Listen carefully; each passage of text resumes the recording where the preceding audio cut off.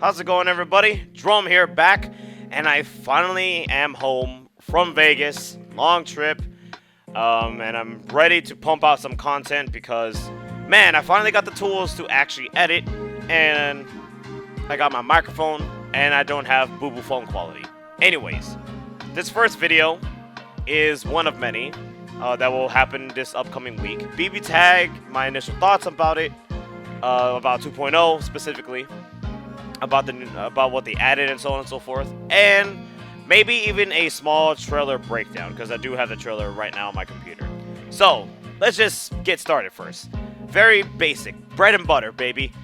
Thoughts. What are my initial thoughts on the game? My initial thoughts on the game of 2.0 when I saw it happening in the arena, I was shocked. I really was. I wasn't expecting, from what they're saying on the website, an overhaul. I wasn't expecting massive changes for the game. I was just expecting characters, and that's it. And what's funny is that, yeah, characters will bring back, like brand new characters will bring back a player base, but the fact that they added brand new characters and like new mechanics alongside with new story elements and stuff like that, that's bringing back the player base even more. So I think that's cool, in my personal opinion. Oh my god, the Antichrist of BBTAG is saying this shit? What freaking world we're living in? I'm willing to give it a shot. And from what I have seen from analyzing the damn trailer at the airport, there's something interesting that might be a game changer. And we haven't even heard the rest of what's new towards the game, which is, you know, I'm pretty curious about these changes that's going to happen. So again, initial thoughts of its existence, that's cool. But now I could talk about something else. And I guess I should probably talk about the characters because I know a lot of people would be curious about my opinions about it. So in short, yes, we got Blitz Tank. Wow, a tank? Nani? Yo, tank gang? We got Akatsuki, or Akatsuki, whatever you guys want to freaking pronounce it. I don't care. We also got Yumi from Senran Kagura, and we got Neo. So, let's just talk about each character initially. So, Neo. Cool. Like, there's nothing else I can actually say. The fact that we got another Ruby character, you know, since Ruby is one of the biggest selling points of the game, a lot of people didn't want to believe that. A lot of people still to this day don't believe that. But I could guarantee you this. If it was just Akatsuki, Blitz Tank, and Yumi, and that's it, just the new fates being showed, I can guarantee you not that many people will actually give a damn. If it was just those characters, not many people would give a shit. The fact that you can play a tank, people are already memeing. The fact that Akatsuki made it, people clearly don't know that Akatsuki came from an entirely different game and not from Mother Knight. And the fact that Yumi made it, cool.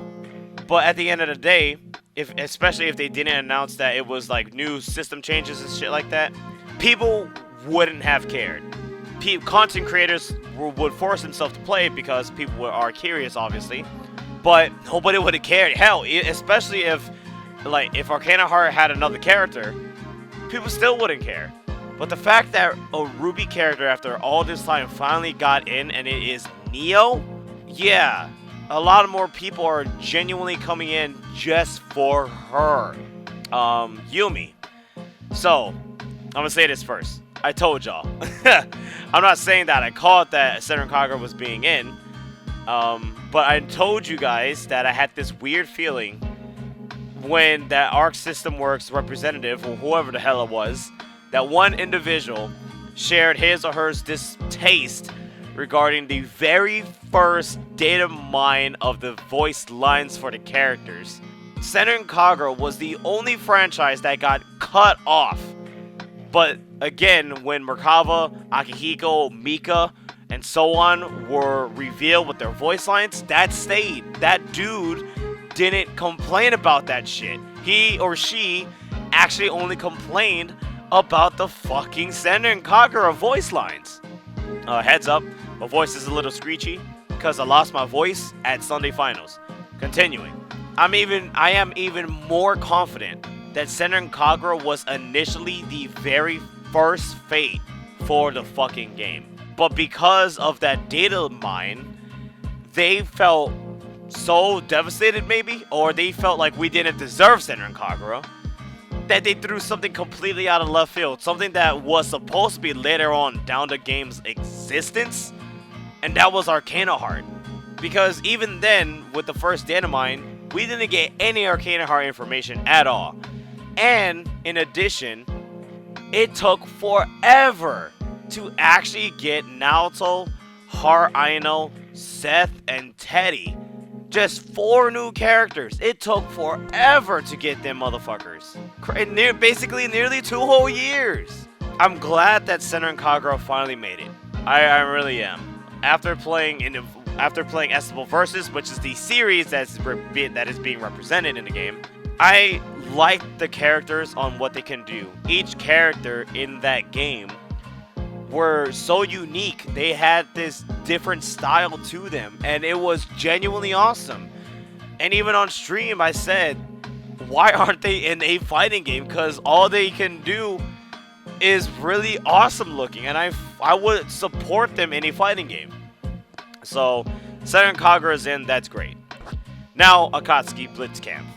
Yes, Akatsuki came from a different game that was an Undernight. Oh my god, fucking brain blast, right? He came from a game called Akatsuki Blitz Camp. It's it's not super old, but it's a very old game. And yes, Blitz Tank was a part of that. Blitz Tank is nothing new. The fact that they got Blitz Tank and Akatsuki, specifically Blitz Tank, is crazy. But I do have to say this. I think they kind of cheaped out on this. I may be speaking a little too early, but it's nothing new. In all honesty, given like the whole situation, what happened, like you gotta pay for Jubei 2 times, 1 for BB and 1 for tag. Like fuck, man, that shit hurt. Anyways, because Akatsuki already had all his assets cleaned out. It's not his Blitz Camp version at all. It's his Undernight version.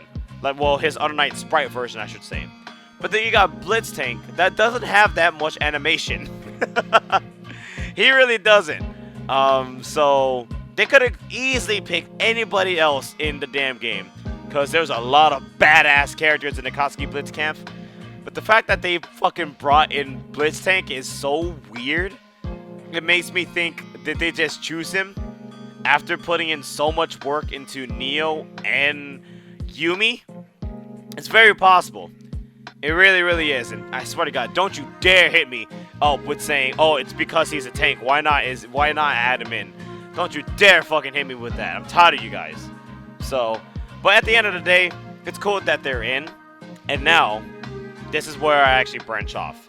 This is revolving the latest data mine. As we all know, there were a lot of franchises within the data mine that popped up. We had Senran Kagura names, right? We had Akatsuki Blitz Camp.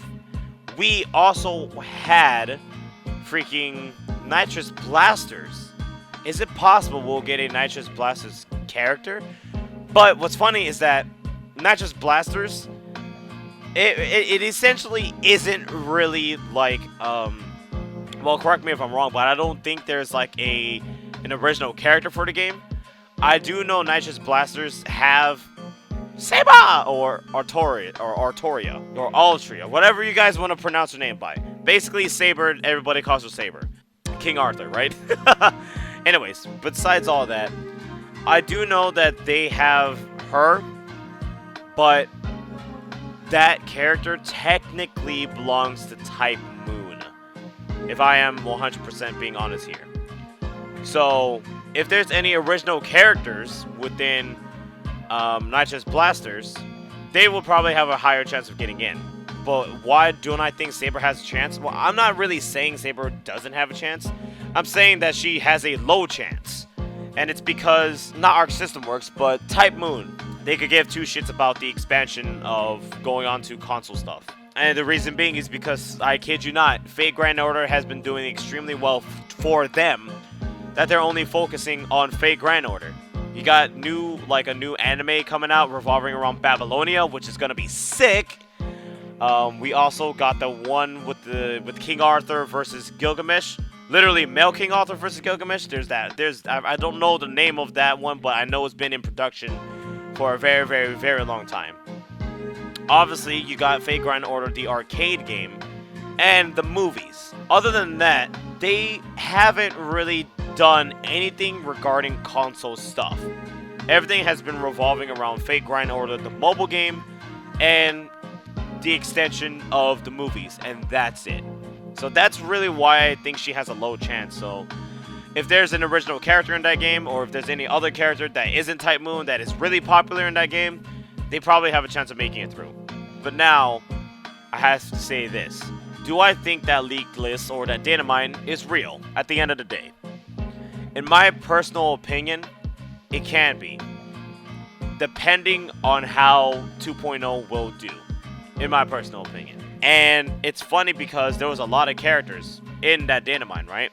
Especially, like, they even included Ultimax characters. 2.0 so far, the very first expansion that we'll get, is costing us money. I'm not complaining, I'm just stating facts. It is costing us money, but it's only 9 characters. What if the plan for the game is to do this? They're releasing a new version of the game, right? Nine new characters, new system mechanics, and so on, like a new story elements, and so on and so forth. And now we got the new characters, and with 9 new characters, and we don't know if there's any more coming on later down the line. But at the end of it all, we got 9 more characters, and it's a high probability they were probably on that data mine. Especially if they have a sprite, they definitely have a bigger chance of coming through because Team Blue is they want to use all that assets. So what if the practice is actually this? We get technically a new game, new system mechanics, maybe even new story elements for the new characters that will be coming through. They do that, so right now we're going to get Akatsuki and stuff in 2.0. And they're going to actually resell the game for $70. What are the chances that they're going to do that again for if this game gets technically another season, another series of characters and fates that are going to come through? I think that chance, obviously we don't know, but let's just say if it is real, then that's when they're going to keep adding the other characters. Like, maybe they'll break their word. Maybe they're going to actually add Shadow Lappers. I hope. But at the same time, I don't. Or they're going to bring in more, like, Arcana Heart characters. Maybe they'll bring in more Senran girls. Because it was, like, Asuka and Yumi that were in that data mine, right? The very first one. Maybe that's the plan. Is that they're going to... now that we know about the characters, they're going to hold out on the characters alongside with a new version of the game that's going to cost $70. Maybe that's the idea, and I'm gonna be honest, I kind of have a problem with that. The fact that it's $70, I mean, for me, at the beginning of it all, it just didn't roll with me. But the fact that we're getting more and more characters, I guess it seems more reasonable. But still, $70 is so much, especially for all these reused assets. So I'm hoping that maybe it'll fucking die down in terms of price. But again, I highly doubt it. I guess that's really all the initial thoughts for 2.0. Oh, well, except for the story stuff and the interaction. So let me get that out of the way. So, genuine question. Why the fuck is that interaction there in 2.0 when it wasn't in the base game of BBTAG before all this happened? That's a genuine question. Like, you could have actually done that for the newer characters, Heart, Seth, Teddy, and Naoto. But they didn't do it. It's very, very weird. It's like they know they're gonna disappoint everybody, but guess what? We're gonna actually hype more people up because we actually added dialogues. Because dialogues are not hard to do. So maybe the plan for the dialogues was that they were holding out just to build up hype for the next game, possibly. That seems really scummy, but I guess people are gonna fucking fall for it, right? At least they're there. The story scenarios, there it is. So, this is where I'm kind of concerned as well. And it's mainly for the 4 big names that started BBTAG off, which is Ruby, P4, BB, and Under Knight, right? How highly possible is it that we're gonna fight the same Crystal again and we're gonna get the same, like, ending? But for the old one specifically, maybe they're just gonna add like literally new scenarios, like just new dialogues. And in my honest opinion, I think that's enough to sell some people on it, because at the end of the day, what people initially wanted from this game is that they want to see interaction with these characters from across the universes finally. Like, imagine if Toru Adachi was speaking to Hazama or Terumi. Imagine Merkava talking to freaking Arakune. Like, that's what people wanted to see initially. It's cool that they're here finally, but I still can't help but think that they're holding shit out just to build up the hype. I mean, whatever will sell your game, right? In addition, regarding the newer fates, are they gonna get their own ending as well? Because that's what it looks like when you see that screenshot of Yumi writing Teddy, I think, alongside with Weiss and Jin. You normally don't get those kind of endings unless they're from a different story. Like, you got the P4A one where Ragnar was attending school with Hyde. You got the Undernight one where Ruby was like Crescent Rose, was literally the shape of the freaking moon. They were in the night. And you see like Azrael and Aegis there with Wallstein and freaking Hyde. I don't remember the BB one, I'll be honest here. I don't remember the BB one. But yeah, and same thing goes for Ruby, where they were like holding the gem, like a miniature version of the gem and shit like that, and they were at Beacon Academy. It's possible that we're gonna get actually new story elements for these fates, and that would be cool. Essentially, it would be a good handful, but let's just play it lame, right? Let's just say the only fates as of now that will get this kind of treatment are indeed the ones coming through. The ones that are already shown, which is the Katsuki, Blitz Camp, Senran Kagura, maybe Heart Aino. And no, not Neo, because Neo is a part of Ruby, and Ruby already has a thing, unless they do like an evil version of it, but whatever. I'm willing to give the game a shot. I'm willing to actually try to come back, because that's showing off system changes and stuff like that, but we'll see what happens.